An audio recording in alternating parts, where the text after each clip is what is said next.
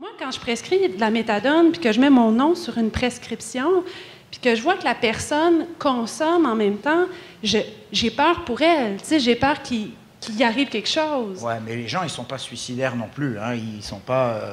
Tu sais, la plupart des gens qui consomment, ils ont déjà développé depuis des années. C'est pour ça qu'ils sont dans ton bureau. Ça fait des années qu'ils consomment et qui se connaissent en fait. Ils connaissent leur tolérance vis-à-vis des drogues. Ils connaissent les drogues comme vraiment très très bien. J'irais pas dire mieux que les professionnels, mais ils ont développé vraiment des aptitudes et des connaissances.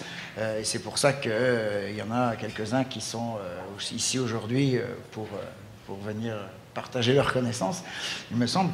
Mais est-ce que tu as l'impression quand même que c'est un bon nombre d'usagers qui vont venir en traitement puis qui ne veulent pas arrêter de consommer ou qui n'ont pas comme objectif l'arrêt de la consommation? Moi, j'ai l'impression qu'une personne qui va chercher un traitement au début, parce que ça, c'est quelque chose qui est variable dans le temps, au début, c'est parce que la personne en a marre de galérer.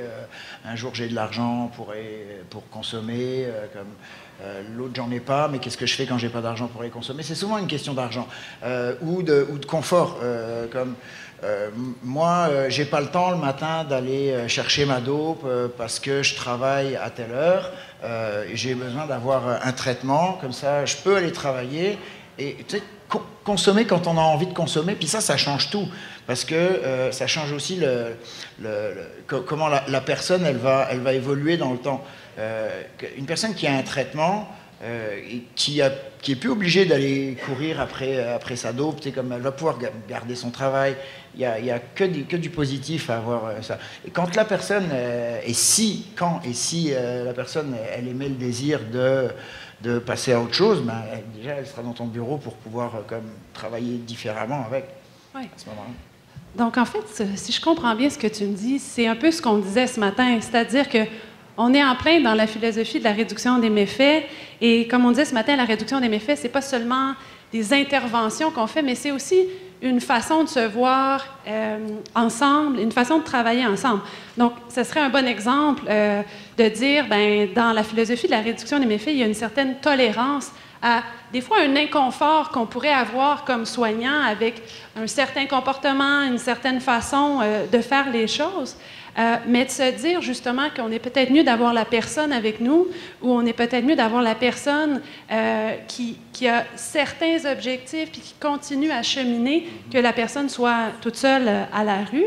Ça va avec ce que tu dis aussi quand on parle de baser sur les besoins exprimés par la personne. Donc, oui, il y a des besoins qu'on a comme équipe traitante qui ne sont pas toujours les mêmes besoins de l'usager et on part de ça puis on voit et on réduit progressivement les méfaits et on change un peu finalement l'objectif. Donc, ce que tu me dis, si j'entends bien, c'est que derrière l'abstinence ou à la place de l'abstinence, on pourrait remplacer ça par l'amélioration des conditions de vie, un meilleur bien-être. Juste témoigner de... je vais prendre mon exemple. Là, il n'y a pas longtemps de ça, il y a mon docteur qui m'a dit...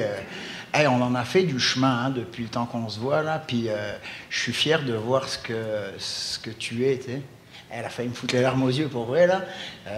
J'étais moi, j'étais super fier aussi, tu sais, puis moi, j'ai un super bon contact avec mon doc, et ouais, c'est vrai, tu sais, puis elle m'a jamais jugé, tu sais, par rapport je consommais, j'arrivais, j'avais les bras qui étaient fucking maganés, puis, mais tu sais, elle n'était pas comme là, c'est pas bien, jamais je te coupe tes privilèges. C'est plus nourrissant même comme pour nous de sentir qu'on a ça que de sentir qu'on est dans un contrôle policier ou qu'on n'a peut-être pas accès aux vraies affaires. Puis même pour toi comme médecin, est-ce que tu as vraiment envie de faire ça, de faire la police et de courir après les gens pour leur dire hey, faut pas que tu consommes là, j'ai pas l'impression que c'est le rôle du médecin non plus, tu sais, de prôner l'abstinence là, là, on est plus ailleurs, là, dans un truc rétro de morale. Là. Dans cet ordre d'idée-là, tu sais, moi, j'ai beaucoup de patients dans mon bureau qui s'injectent encore. Tu sais, tu parlais de ton expérience, qui s'injectent soit de la coke ou qu'ils ont demandé de ne pas avoir une pleine dose, par exemple, de méthadone pour pouvoir continuer à consommer soit d'héroïne, du dilodite par-dessus. Mais tu sais, j'ai un certain malaise. Est-ce que tu penses que c'est mon rôle de donner du matériel d'injection à ces gens-là? Tu sais, est-ce que je suis pas en train de donner une espèce de double message, tu sais? Moi, je pense pas, vraiment pas. Là, c'est comme du matériel, de toute façon, la personne qui a envie de consommer, elle va aller consommer. Hein. Du matériel, il ou elle va en trouver, en espérant que ça soit du matériel propre, neuf. Si toi, tu as la possibilité de donner ce matériel-là, tu sais qu'il est stérile, qu'il est net comme matériel.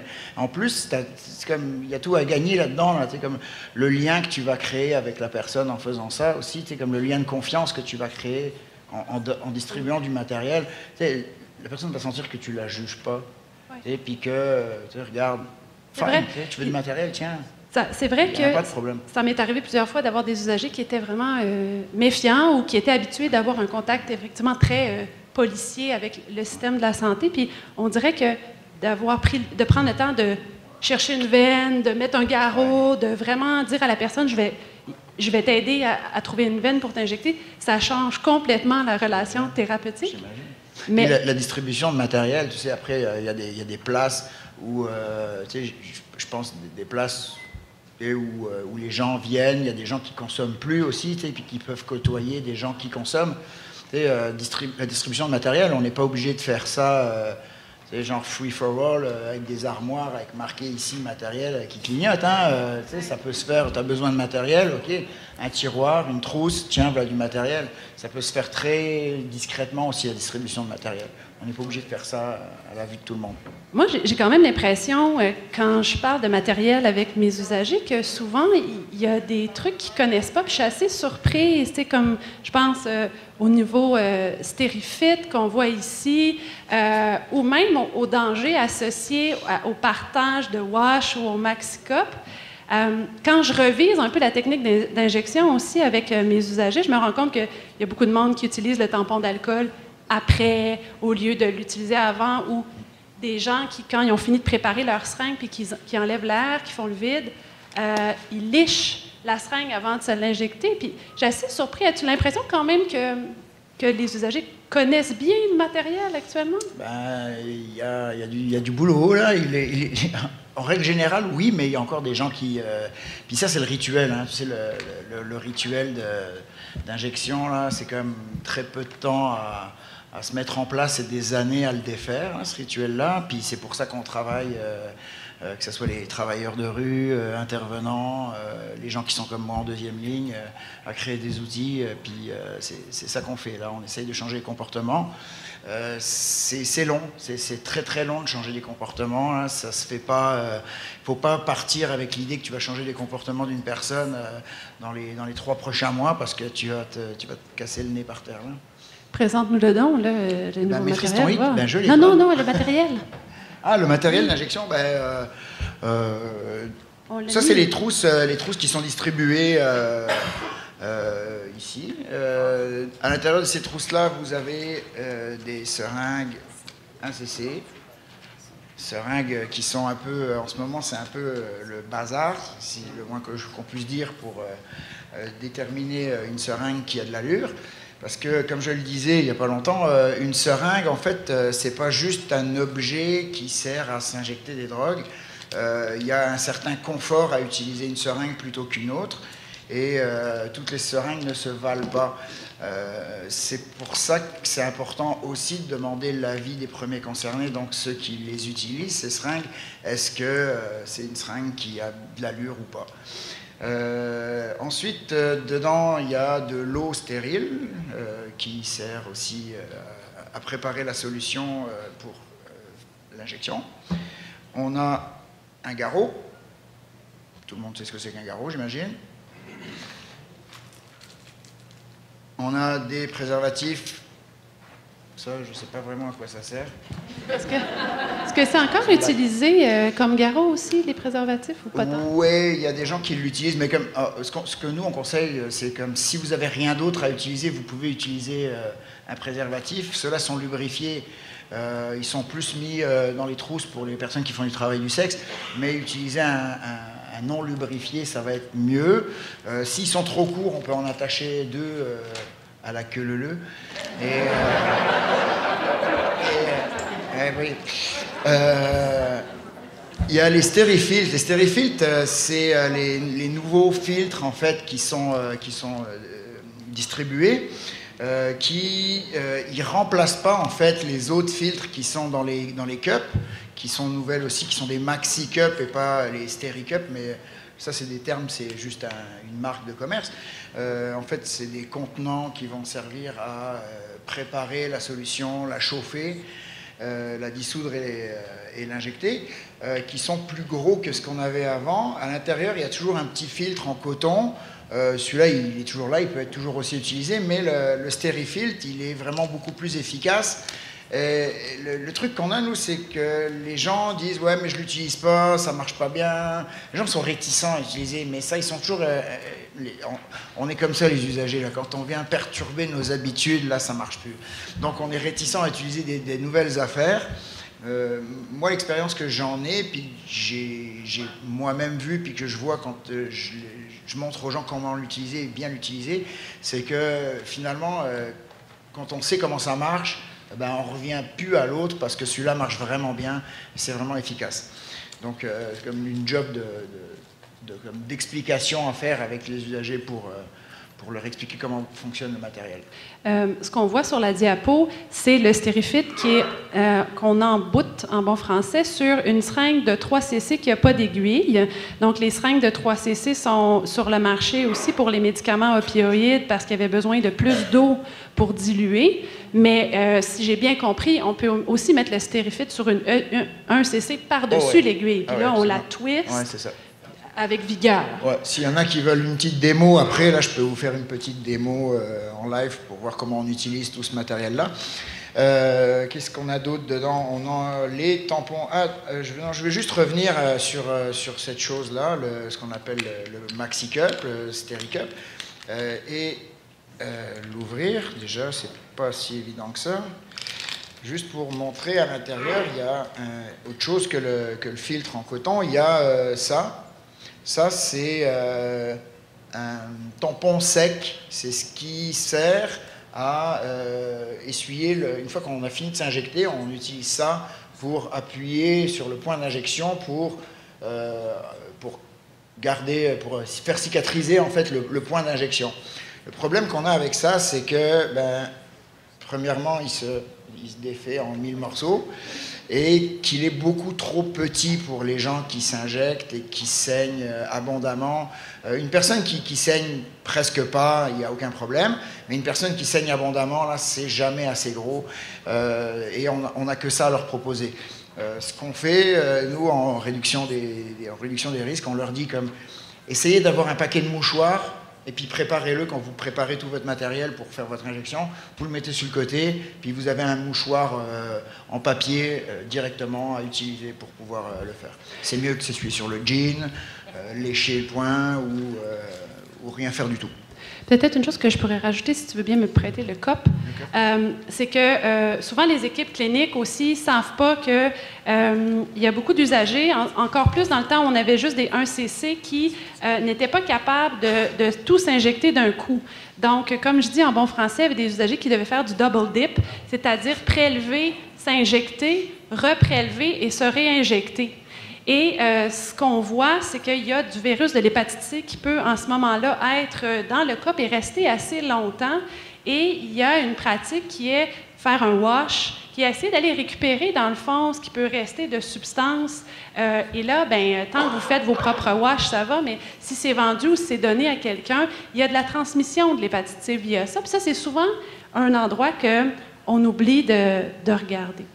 L'autre chose qu'on n'a pas dit, Jérôme, c'est aussi que là, on est vraiment dans l'utilisation du matériel, mais on n'est pas non plus dans la séquence. Donc, il y a à quoi ça sert, mais ce que je comprends, c'est qu'il y a aussi comment tu prépares ta drogue, est-ce que tu as besoin d'acidifiants, comment tu prépares ton plan de travail, dans quel site tu peux t'injecter. Et si je comprends bien, c'est un peu l'objet de ce que vous avez fait. Oui, ça, c'est Maîtrise ton 8, la diapo que vous voyez, là, c'est mon bébé si durement accouché, si je peux dire. Je fais quelques personnes qui rigolent. Mais Ouais, c'était un projet, c'était le projet de refonte du guide FX en fait qui existait déjà avant, qui avait besoin vraiment d'être remis au goût du jour. Et dans ce guide-là, on parle des substances, mais il y a un chapitre quand même important sur les substances, mais on s'est surtout focusé sur l'injection et on a comme établi un protocole étape par étape de comment s'injecter des substances en essayant de ne pas se maganer ni les veines, ni rien d'autre en fait. Et on comprend que si on veut la formation, on écrit aux adresses qui sont là, c'est ça? Vous pouvez me téléphoner aussi à la QPSU. Et puis, autre chose aussi pour rappeler quand même qu'un peu comme pour l'analoxone, il existe une cartographie où si vous entrez votre code postal, vous pouvez voir les endroits où il y a du matériel stérile dans votre région et c'est pratique pour les usagers, en plus d'en avoir dans l'endroit où vous travaillez, évidemment. Le temps file, Jérôme, fait qu'on s'accélère un peu. Pour parler de l'analoxone, on en a quand même parlé un peu ce matin. On rappelle que l'analoxone, c'est vraiment l'antidote à une surdose aux opioïdes et que maintenant, elle est disponible en pharmacie gratuitement pour tout le monde. Les gens aussi, ça va être inscrit dans leur DSQ, donc les proches qui auraient, par exemple, peur pour leurs assurances, il y a moyen que ça soit écrit tierce personne dans le dossier du DSQ, mais il y a quand même un enjeu là. Donc, les formes intranasales et intramusculaires sont remboursées. Et comme vous avez vu ce matin, il y a aussi un mapping qui nous permet de savoir où aller se procurer de l'analoxone, soit en pharmacie, soit dans les organismes communautaires. Mais c'est pas clair pour moi, Jérôme, par exemple, pourquoi les gens vont pas tant en pharmacie, ou il y a une partie des gens qui vont pas en pharmacie, en tout cas, chercher de l'analoxone. Ben, il y a beaucoup de gens, en fait, les plus marginalisés, là, qui n'ont plus de carte de RAMQ, plus rien, puis ils ne savent pas qu'on n'a pas besoin de carte de RAMQ pour aller chercher ça. Ça, c'est une des raisons aussi. Mais je dis, ça, c'est de ce côté-là, mais il y a aussi beaucoup de pharmaciens qui ne savent pas qu'ils peuvent la donner sans avoir, sans RAMQ, sans rien, ils peuvent juste la donner. Il y a aussi les gens qui sont comme surstigmatisés, ils ne veulent même plus rentrer dans les pharmacies, là, chercher du matériel. Donc l'analoxone, on oublie ça aussi, là, et c'est un fait. Là. L'autre chose, je trouve, que je vois beaucoup en clinique, c'est que souvent, nous, ce qu'on a fait au CRAN, c'est qu'on a fait vraiment une psychose naloxone, et là, on a fait une étampe. Donc, à chaque fois qu'on prescrit quoi que ce soit, on étampe naloxone partout en disant « Pouvez-vous remettre de la naloxone à cet usager, s'il vous plaît? » Et on a commencé à questionner systématiquement nos usagers quand ils viennent nous voir, est-ce que tu as de l'analoxone avec toi? Puis la réponse est souvent, ah ben, est chez moi, je l'ai donné à mon conjoint, je l'ai utilisé hier. Et on se rend compte qu'il y a vraiment un besoin de distribuer ici et maintenant sur place quand on a ça. Et actuellement, on n'a pas cette capacité-là, donc c'est seulement les pharmaciens et certains organismes communautaires qui peuvent le faire. Donc, c'est quelque chose qu'on essaie de faire débloquer pour qu'au sein des équipes, on puisse le faire. Moi, je dirais qu'il faut prendre le gauche, hein, comme on dit chez nous. Là. Faites-le, ne le dites pas.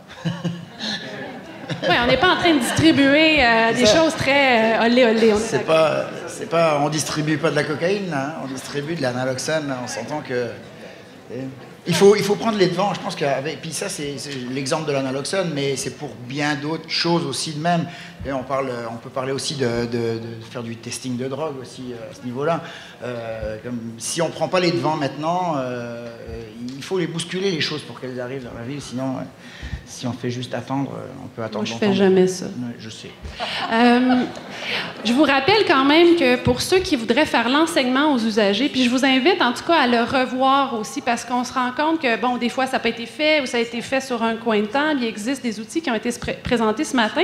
On vous a mis les hyperliens, mais il y a des vidéos qui peuvent être utilisées pour l'entourage, pour les usagers.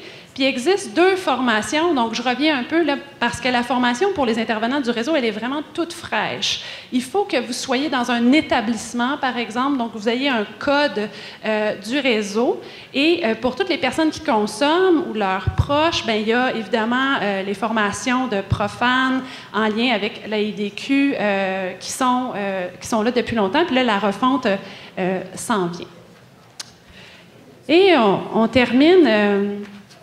Dans le fond, bien humblement, là, Jérôme, je t'avoue que là où moi j'ai un inconfort avec la consommation, c'est quand il y a de la consommation de sédatifs concomitants. Surtout avec la méthadone, on s'entend avec la Suboxone, on dort un peu mieux, là.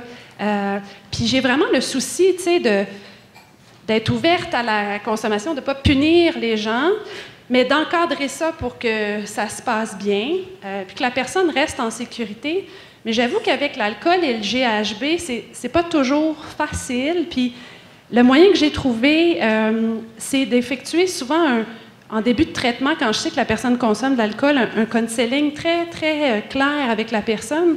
Puis je lui explique. Je trouve que les usagers, souvent, sont pas au courant que les dangers avec la méthadone, c'est surtout au début, dans la phase d'induction.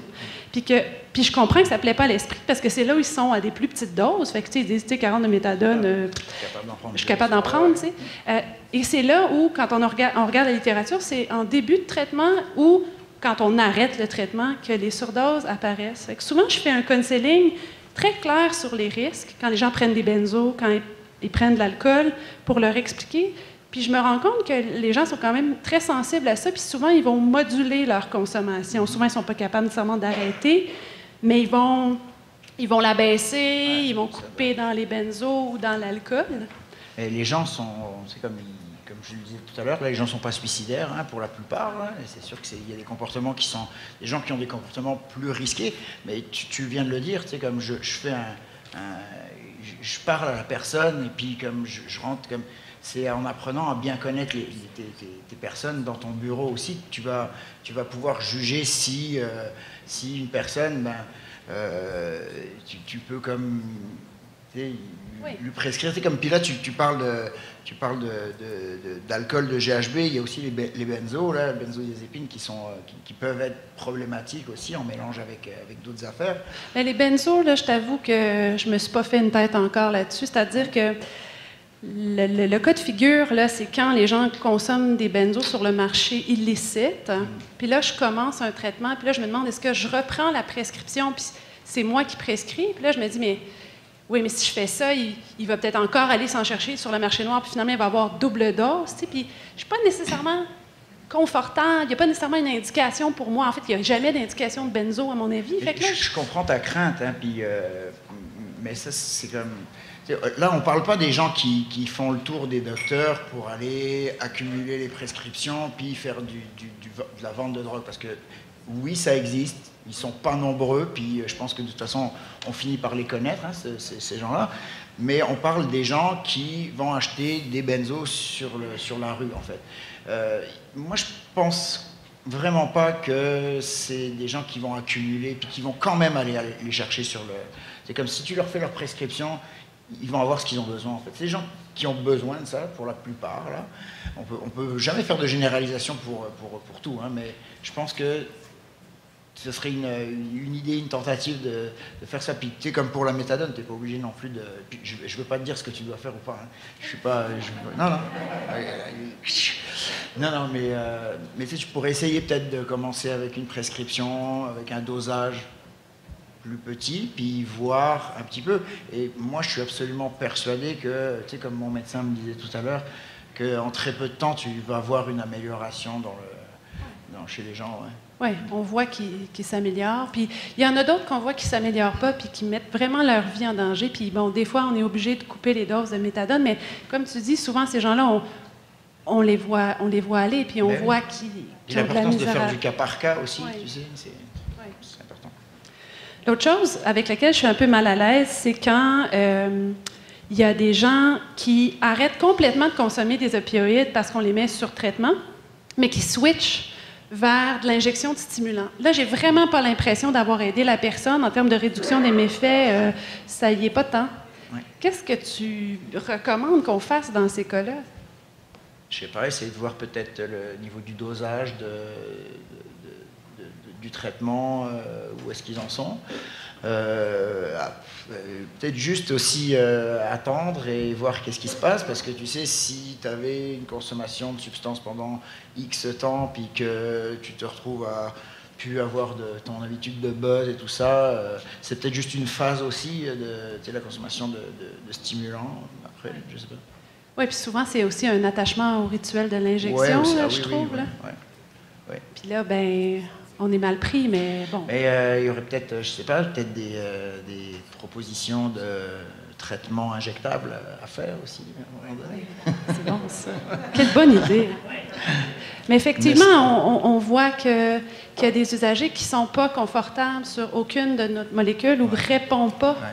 Et que des fois, finalement, on est plus en train de nuire que d'aider. Fait que c'est là où, en tout cas, peut-être l'injectable se positionne comme un choix pour les gens qui ont encore envie d'avoir de l'injection, qui ont encore envie d'avoir peut-être l'effet aussi de la substance, parce que... Oui, ça c'est le grand oublié de tout le temps, là, c'est avoir du plaisir avec la consommation. Ça on en est encore loin, là, mais bon, une chose à la fois, là, mais ouais, c'est vrai que c'est... On ne conçoit pas qu'il y ait du plaisir à avoir avec des drogues illicites, alors que des drogues licites qui nous procurent beaucoup de plaisir, et puis je suis absolument persuadé qu'en cette fin de semaine, il y en a beaucoup d'entre nous ici qui vont aller prendre un petit verre de vin. C'est ça, comme on n'a pas de problème avec ça. Là. Et surtout avoir du plaisir avec une drogue qu'on s'injecte, alors là on n'en parle même pas, là, ça devient le tabou des tabous. Hein. Je trouve qu'il y a aussi